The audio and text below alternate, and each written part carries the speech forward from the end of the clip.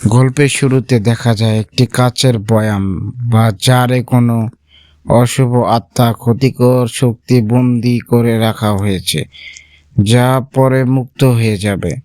আত্মা বা ক্ষতিকর শক্তিতে বের হয়ে সমাজে ঘটে যাওয়া বিভিন্ন অপরাধ, যেমন ধর্ষণ বা অন্যায় কাজের সাথে যুক্ত অপরাধীদের ওপর চড়া হয় এবং তাদের পরিণতি প্রমাণ করে বা ইনসাফের ভূতনাবের সাথে সাহায্যপূর্ণ।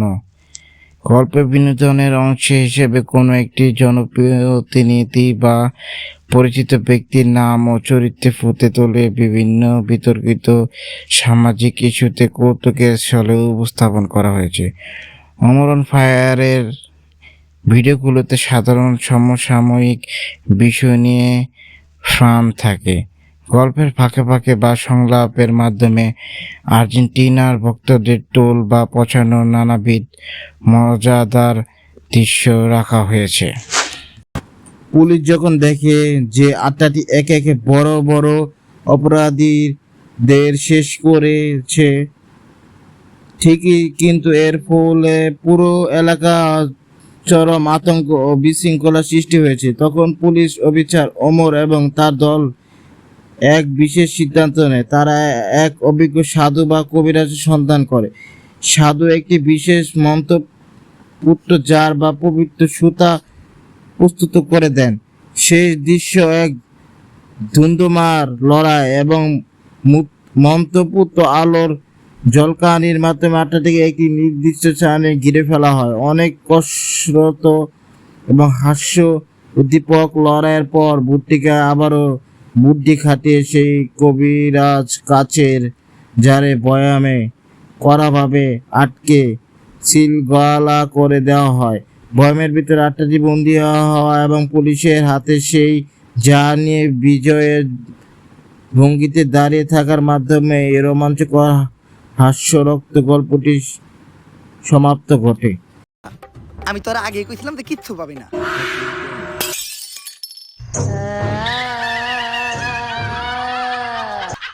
ওস্তাদ, আপনি তো বাজিতে জিতে গেলেন, এখন কোন আপনার কি চাই? পাটপারি করে চলাই হলো আমার জীবনের অর্জন, তাই তো নতুন ধান্দা নিয়ে এসেছি বাইক বেচার গর্জন। 100 টাকা করে দিবেন যারা, বাইক পাবেন তারা। শেষ পর্যন্ত বাইক তো পাবেনই না, খাবেন উল্টা মারা। লোক দেখানোর জন্যই বলছি শুধু, যাবে এই টাকা মানবতার কাজে। মানবতার কথা বলেই আমার মতো অনেক মাদারবোট এই সমাজে সাধু সাজে। পাবলিককে ভোদাই বানিয়ে ধান্দা করার গর্জন, পৃষ্ঠা নাম্বার চুদলিং পং। আরে গরু ভিডিওটা সে হইছে। হেই গরু না গুরু। কিন্তু গরু ধর্ষক বিল্লাল ফেসবুকে বিভিন্ন আজব ও মজার বিজ্ঞাপন ও ভুয়া থিওরিটি দিয়ে ভাইরাল হওয়া ধর্ষক বিল্লালের কর্মকাণ্ড নিয়ে ভূতের মুখে বা পুলিশের ডায়লগে চরম ট্রোল করা হয়েছে। প্রিন্স মামুন টিকটক ও সোশ্যাল মিডিয়ায় আলোচিত বিতর্কিত চরিত্র প্রিন্স মামুনের নাটকীয়তা, টিকটক স্টাইল ও লাইফস্টাইল নিয়ে হাসির ছলে করা করা ডায়লগ দিয়ে তাকে পছানো। সেরা নিউজ হইছে, এইটাই কালকে প্রচার করতে হইব। বস, 11 বছরের একটা মেয়ে ধর্ষণ হয়েছে, আমাদের ওই নিউজটা করার দরকার ছিল না?